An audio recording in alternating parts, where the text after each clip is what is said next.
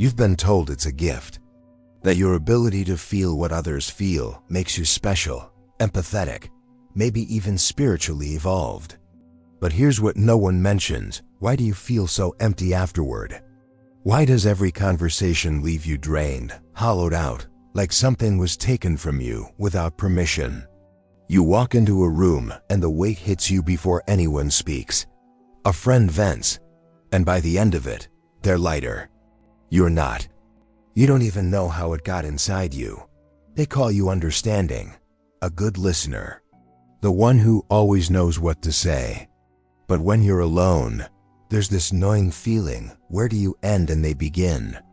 It's like being a sponge left in a bucket of murky water. You absorb everything. The anxiety, the sadness, the rage that isn't even yours. And you've been taught this is noble, that to be empathetic is to be good. To put yourself in someone else's shoes, to feel their pain as if it were your own.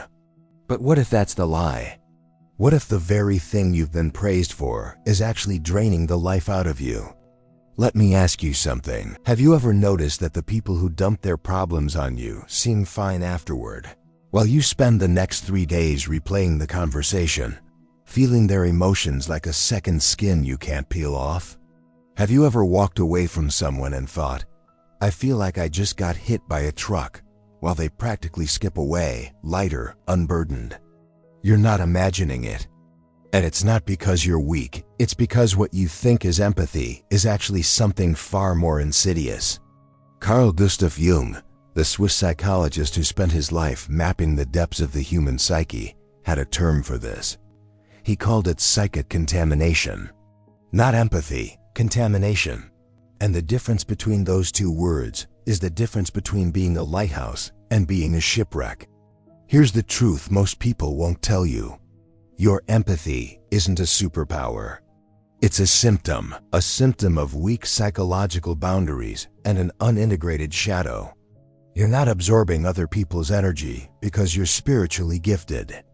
You're absorbing it because something inside you, something you haven't looked at yet, is inviting it in. There's a Velcro inside your psyche, and other people's pain sticks to it because it matches a pain you're not willing to see in yourself. Stay with me, because what I'm about to show you isn't just a way to stop feeling drained. It's a way to transform the very thing that's been weakening you into the foundation of real power. Not the power to manipulate or control. The power to remain whole while the world around you falls apart. You've heard the advice before. Learn to say no, set boundaries, cut out toxic people, and maybe you've tried. Maybe you've visualized shields of white light, imagined walls going up, practiced saying no in the mirror. But it doesn't work, does it? Because how do you say no when you feel their pain as if it's your own? How do you set a boundary when the guilt of disappointing someone feels like a knife in your chest? How do you cut out toxic people when they're your mother, your child, your boss, your oldest friend? These solutions are band-aids. They're trying to build a wall on the outside when the problem is on the inside. They're treating the symptom, not the cause. Jung understood this. The reason you're permeable isn't because the world is full of energy vampires. It's because you have an open door. And no amount of visualization or affirmations will close that door if you don't understand why it's open in the first place. The real issue isn't out there. It's in here. In the architecture of your psyche. In the way your ego functions or fails to function. In the parts of yourself you've refused to integrate. The self-help gurus won't tell you this because it's uncomfortable. It requires you to stop seeing yourself as a victim of other people's energy and start seeing yourself as responsible for your own psychological structure. But here's where it gets interesting. Jung didn't just diagnose the problem. He gave us the map to fix it. And the path isn't about shutting down your capacity to feel. It's about transforming that capacity from something that weakens you into something that strengthens you. From psychic contamination into what he would call conscious compassion. So why does their pain become yours? Why does the emotional weight of others cling to you like oil on water? Because, according to Jung, there's a mechanism at play that most people never become conscious of. It's called projection. And it works both ways. When someone comes to you with their suffering, their anxiety, their rage, their victimhood, it doesn't just bounce off you or pass through you. It activates something dormant inside you. Something you've been avoiding. Your own unresolved anxiety. Your own suppressed rage. Your own hidden victimhood. Jung called this the shadow. The parts of yourself you've pushed into the basement of your psyche because they're too painful, too shameful, or too inconvenient to acknowledge. Think of it like this. Your shadow is a door left unlocked, and other people's pain is the intruder that finds that opening and walks right in. You're not absorbing their energy. You're recognizing it. You're seeing in them what you refuse to see in yourself. And because you haven't claimed it, because you haven't integrated it, it has power over you. It hooks you. It drains you. This is why some people drain you and others don't. It's not about their energy. It's about what they reflect back to you. The friend who constantly plays the victim exhausts you because somewhere inside, you're playing the victim too, and you can't stand to see it. The family member who rages at the world depletes you because there's a rage inside you that you've never allowed yourself to express. The projection is mutual. They see in you a savior, a dumping ground, someone who will carry what they can't. And you see in them a mirror of the parts of yourself you've disowned. So the contamination isn't happening to you. You're participating in it, unconsciously. Your open door is an invitation. And until you close that door by owning, acknowledging, and integrating your shadow, you'll keep attracting the same situations, the same people, the same emotional vampirism over and over again. But Jung wasn't the only one who saw through this. The philosopher Friedrich Nietzsche had his own brutal take on this dynamic. He called it Mitleid, pity, or more accurately, suffering with, and he despised it. For Nietzsche, what we mistake for empathy is often just pity in disguise. And pity, he argued, is poison. Why? Because it multiplies suffering instead of alleviating it. When you drown in someone else's pain, you haven't helped them. You've just created a second victim. Now there are two people suffering instead of one. That's not compassion. That's indulgence. And there's something else Nietzsche understood that cuts even deeper. Pity is disrespectful. When you feel sorry for someone, when you collapse into their pain as if they're too weak to handle it themselves, you're subtly telling them they're incapable. You're treating them like a child, like a victim who needs to be rescued. You're robbing them of their dignity, their agency, their chance to rise above their circumstances.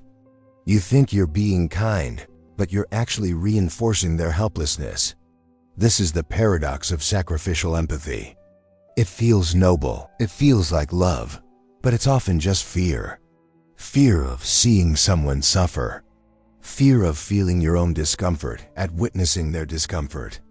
So you rush in, you absorb, you try to fix, and in the process, you weaken both of you.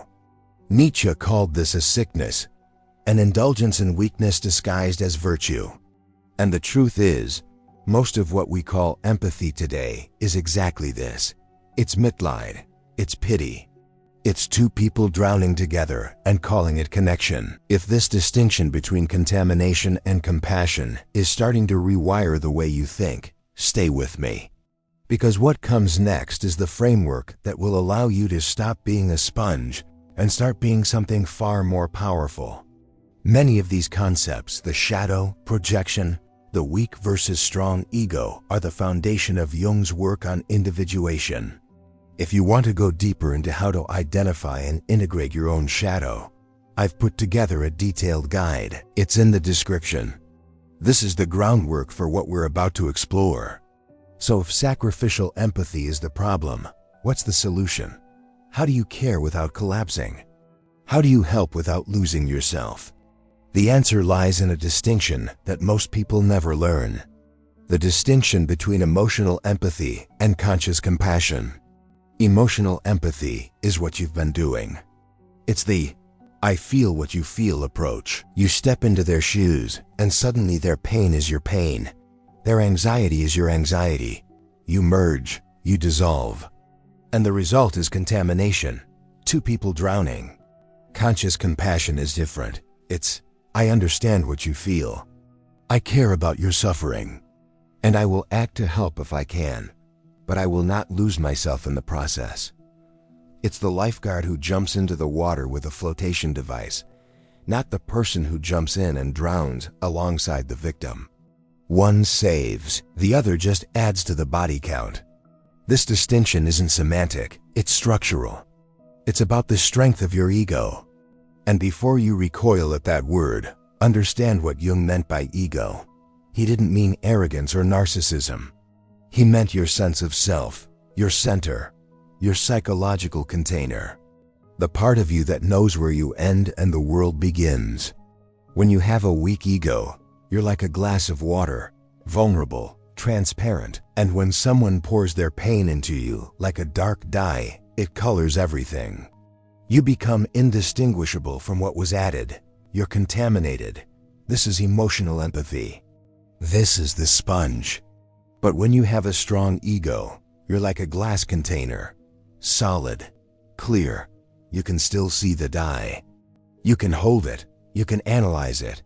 You can even move it around, examine it from every angle. But it doesn't mix with you. It doesn't become you.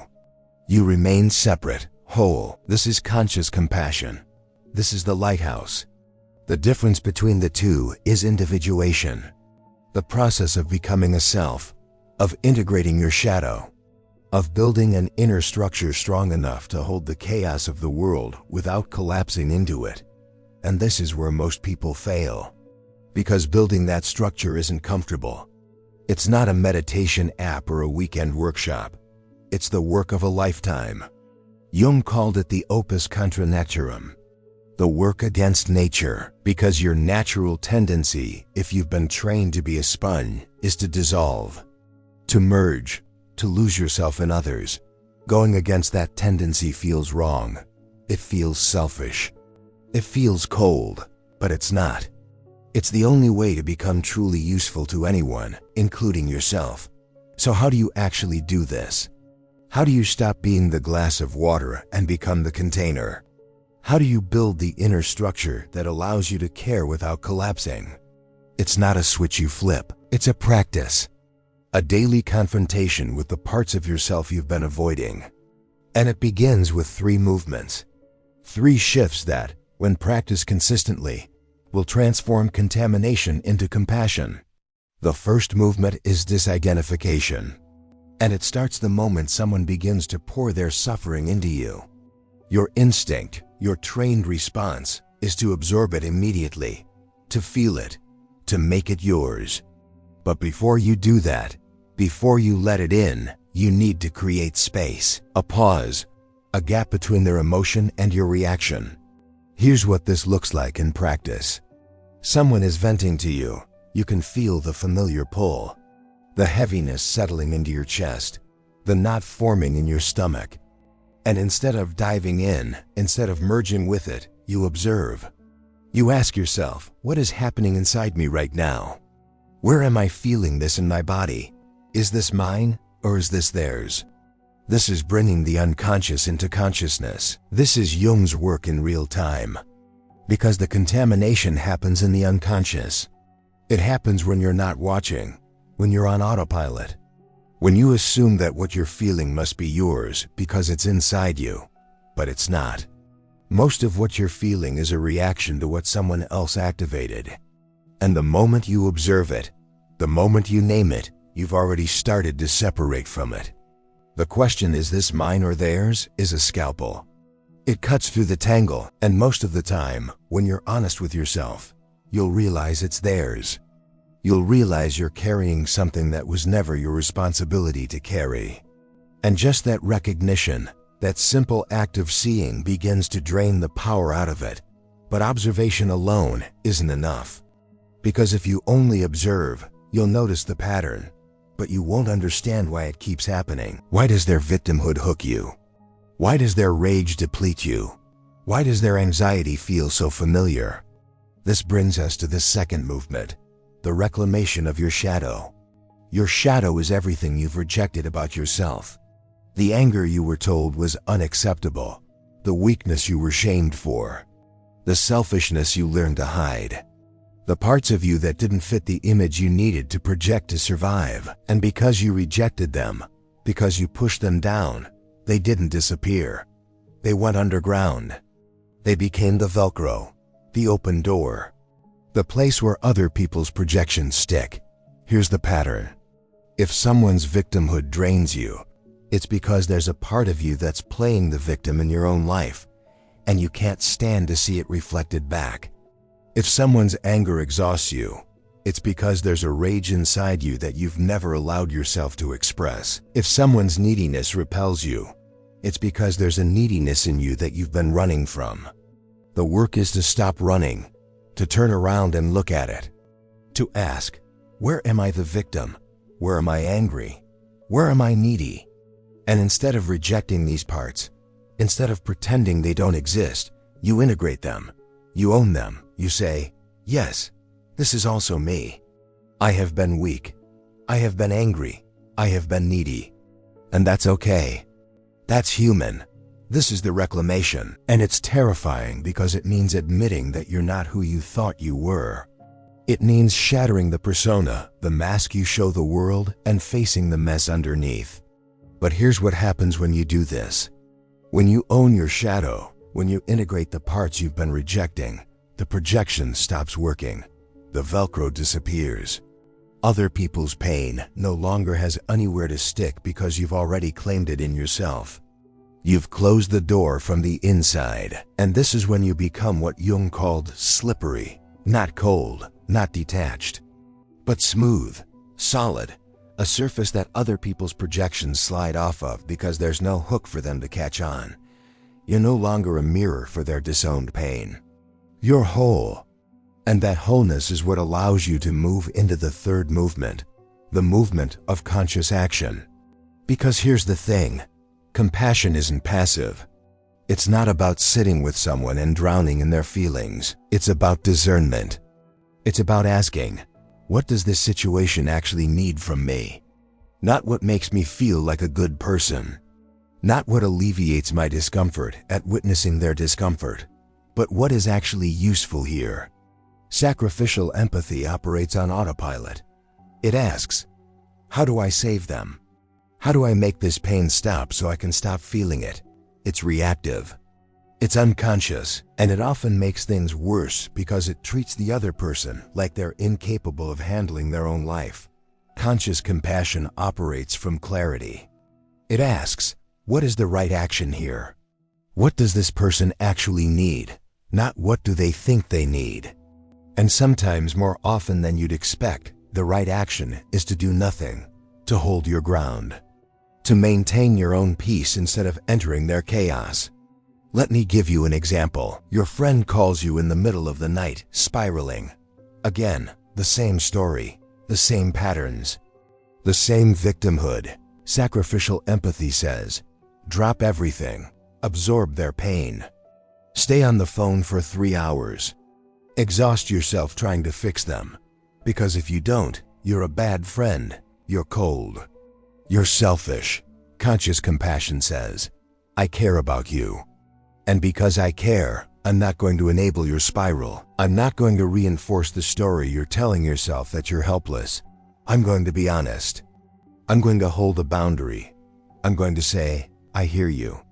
And I think you need to talk to a professional about this. I'm not equipped to help you in the way you need.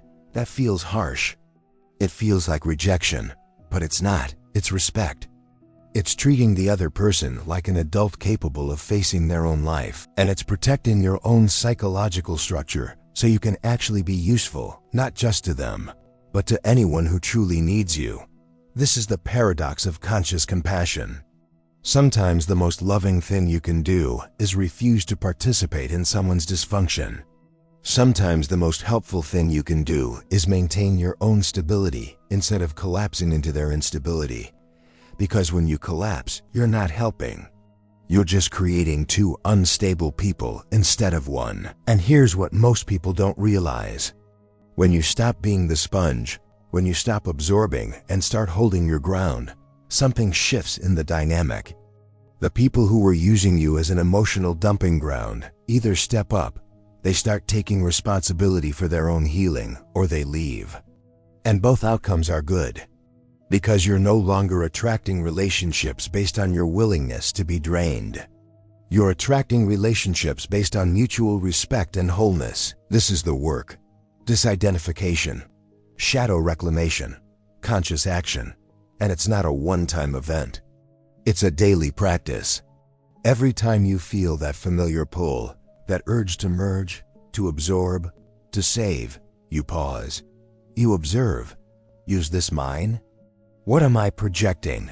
What does this situation actually need? And over time, with repetition, something inside you solidifies. The container strengthens. The boundaries become automatic. You stop being permeable. You stop being reactive. You become present, clear, grounded. And that presence, that solidity is more valuable to the world than any amount of sacrificial suffering could ever be. Because here's the truth no one tells you. The world doesn't need more people willing to drown. It needs people who can stand in the storm without being swept away. It needs lighthouses, not lifeboats that sink under the weight of everyone they're trying to save. So what happens when you make this shift? When you stop contaminating and start practicing conscious compassion, what do you actually gain? Because if all this work is just about not feeling drained, it might not seem worth it. But the reward is so much deeper than that. It's not just about what you stop losing. It's about what you start becoming. You don't become cold. That's the fear, isn't it? That if you stop absorbing everyone's pain, if you stop being the sponge, you'll turn into one of those people. Detached, unfeeling, selfish. But that's not what happens. Because conscious compassion isn't the opposite of empathy. It's empathy that's been alchemized, refined, transformed from something that weakens you into something that strengthens everyone it touches. When you stop dissolving into others, you become solid. And that solidity, that groundedness is magnetic. People feel it, not consciously maybe, but at a level deeper than words. They sense that you're not going to collapse under the weight of their problems. They sense that you're not trying to save them to make yourself feel better. They sense that you're present, but whole, and that presence changes everything. Think about the people in your life who have actually helped you. Not the ones who drowned with you, not the ones who mirrored your victimhood and made you feel justified in staying stuck, but the ones who stood firm. The ones who looked you in the eye and said, "You can do this. I believe in you. And I'm not going to rescue you because you don't need rescuing." Those people. The ones who respected you enough to let you struggle, to let you find your own strength. That's what you become when you practice conscious compassion. You become the person who doesn't need to fix everyone because you're not afraid of their pain. You're not afraid of your own. You've integrated your shadow. You've closed the doors. And now you can stand in the presence of suffering without being consumed by it. This is what Jung meant by individuation. It's not about becoming perfect. It's about becoming whole. It's about reclaiming all the parts of yourself you've been disowning and integrating them into a coherent self. A self that knows its boundaries. A self that can say yes when yes is appropriate and no when no is necessary. A self that doesn't need external validation because it's found its center. And when you have that center, when you've done the work of individuation, you stop being a sponge and become something else entirely. You become a lighthouse. Not because you're trying to be one, but because it's the natural result of having a structure strong enough to withstand the storms around you. The lighthouse doesn't go out to sea to rescue drowning ships. It doesn't throw itself into the water to prove it cares. It stays exactly where it is, rooted, grounded, immovable, and its light, its clarity, its presence, its stability guides others to safety without ever leaving its foundation. That's the image. That's what you're building toward. The lie of empathy tells you that to prove you care, you have to suffer with others. You have to drown to show solidarity. You have to sacrifice your peace to validate their pain. But that's not care. That's codependency dressed up as virtue. That's your own unintegrated shadow using other people's problems as a distraction from your own. The truth of compassion is this: your greatest gift to the world is not your shared suffering. It's your maintained lucidity, your integrity, your refusal to collapse. Because when you remain whole, when you hold your ground, you become a reference point, a reminder that it's possible to face darkness without being consumed by it. You become proof that strength isn't about never feeling, but about feeling without fragmenting. And here's what's paradoxical about this. When you stop trying to save everyone, you actually become more helpful. Because now your help comes from surplus, not deficit. You're not helping to fill a hole inside yourself. You're not helping because you need to feel needed. You're helping because you have something real to offer: clarity, perspective, stability. The kind of help that doesn't create dependency, but empowers autonomy. People will notice the change in you. Some won't like it. The ones who were using you as a dumping ground, who were feeding off your willingness to absorb their chaos, they'll resist. They'll call you cold, selfish, changed. They'll try to guilt you back into the old dynamic because your transformation threatens the role they assigned you. Let them. Their discomfort with your boundaries is not your responsibility. Their anger at your wholeness is their shadow, not yours. But others, the ones who are ready, the ones who are doing their own work, they'll be drawn to you. Not because you're perfect, but because you're real. Because you've stopped performing empathy and started embodying compassion, and they'll feel safe around you. Not safe in the way that enables their weakness. Safe in the way that challenges them to rise. This is the authority that comes from integration. Not the authority of power over others, but the authority of power within yourself. The authority that says, I know who I am. I know my limits. I know what's mine and what's not. And I'm not available for unconscious entanglement anymore. Jung called this the individuated self. Nietzsche might have called it the sovereign individual. But the label doesn't matter. What matters is the lived experience. The experience of walking through the world without constantly being pulled off center. The experience of caring deeply without losing yourself. The experience of helping without the need to be thanked or validated. The experience of being alone with yourself and feeling whole, not empty. This is what was on the other side of the contamination. Not indifference, not coldness, but a quiet, unshakable strength that doesn't need to announce itself. A strength that allows you to stand in the fire without burning, to witness pain without becoming pain, to love without losing yourself in the process. And here's the deeper truth. When you stop being a sponge, when you stop absorbing the emotional waste of everyone around you, you reclaim energy. Not just physical energy, though you'll have more of that, but psychological energy. Life force, the energy that was being drained by unconscious projections and codependent dynamics is suddenly available for your own growth, your own creativity, your own purpose. You start to realize how much of your life was being lived in service to other people's unintegrated shadows. How much time you spent trying to fix problems that weren't yours to fix. How much of your identity was built around being needed, being useful, being the one who understands. And when you let that go, when you release the need to be the emotional savior, there's a grief that comes with it. Because that role, as exhausting as it was, gave you a sense of purpose, a sense of worth. But on the other side of that grief is freedom. The freedom to discover who you are when you're not defined by what you can do for others. The freedom to build a life based on your own values, your own desires, your own truth. The freedom to say no without guilt and yes without resentment. The freedom to be present with someone suffering without making it your own. This is the transformation Jung was pointing toward.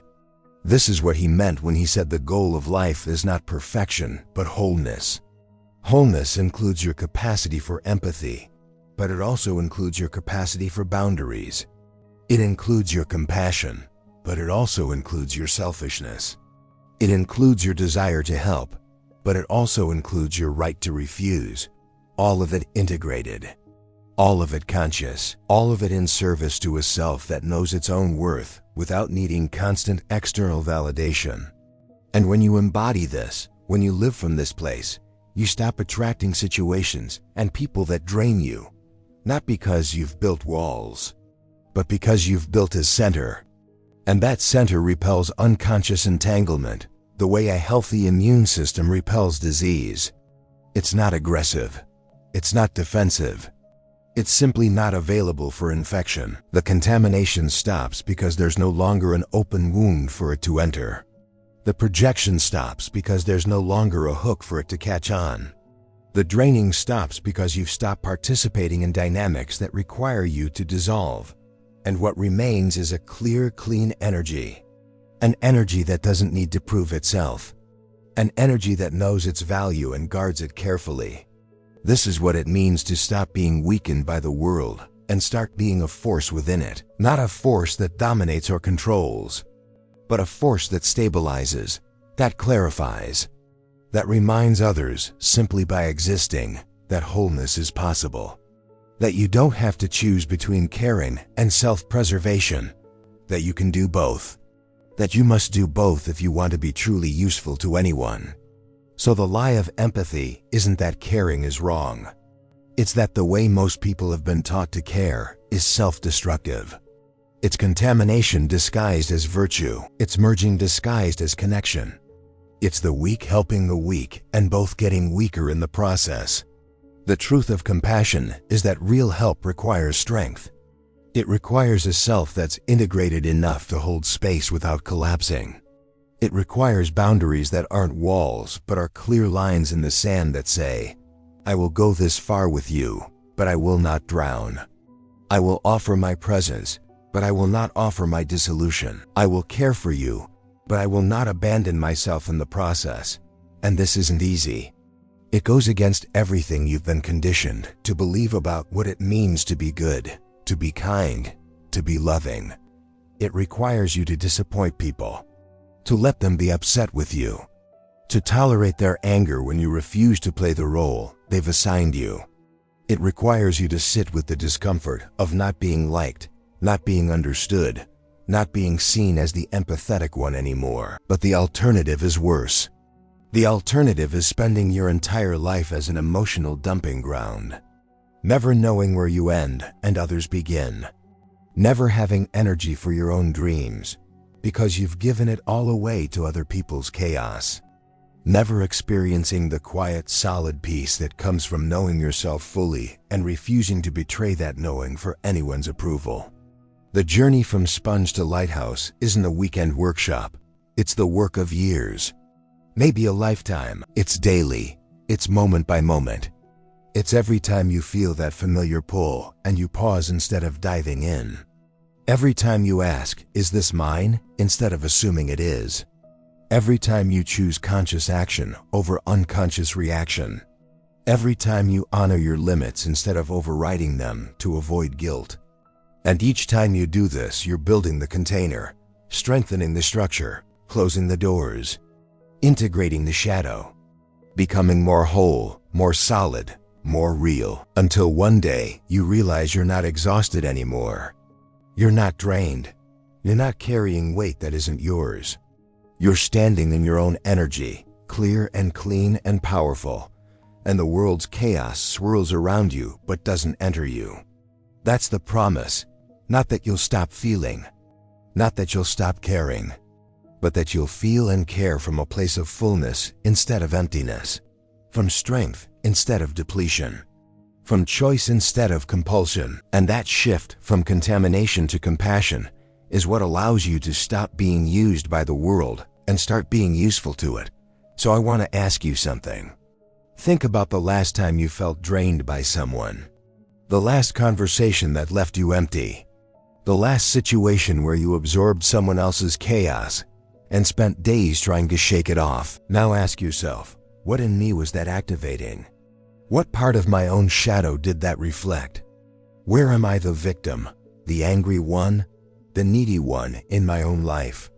This is where the work begins, not in changing them, not in protecting yourself from them, but in reclaiming the parts of yourself you've been projecting onto them, in owning your shadow, in building the inner structure strong enough to contain the world's pain without being contaminated by it. The journey from being a sponge to being a lighthouse is the journey of individuation. And it's the most important work you'll ever do, not because it makes you special, but because it makes you whole. And wholeness, real, integrated, conscious wholeness, is the only foundation from which you can offer anything of real value to anyone, including yourself. The world doesn't need more people willing to drown. It needs people who know how to stand, who know how to hold, who know how to care without collapsing. Be that, build that, become that. One conscious choice at a time.